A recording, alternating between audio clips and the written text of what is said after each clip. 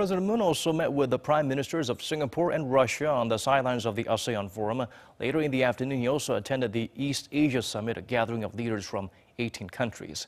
Hwang Hojun has more on what kept the Liberal leader extra busy on the last day of his Southeast Asia tour. On the sidelines of the ASEAN Forum Tuesday in Manila, President Moon Jae-in held a bilateral meeting with Singapore's Prime Minister Loong.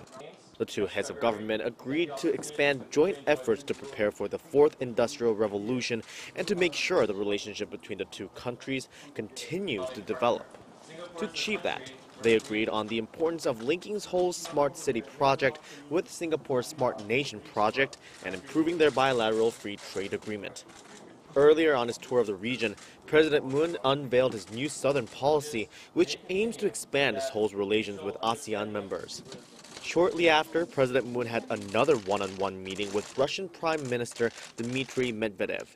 According to a statement from the Blue House, President Moon and Medvedev reached an understanding that Seoul and Moscow will never accept a nuclear North Korea and that Russia will support Seoul's efforts to bring Pyongyang to the negotiation table through peaceful means. The two also exchanged thoughts on President Moon's new northern policy, which seeks to reinforce economic cooperation with Russia and Central Asian nations, including the swift signing of a Korea-Eurasia Free Trade Agreement. Later the same day, President Moon attended the 18-nation East Asia Summit, which also involves the U.S., Russia, Australia, New Zealand, and India.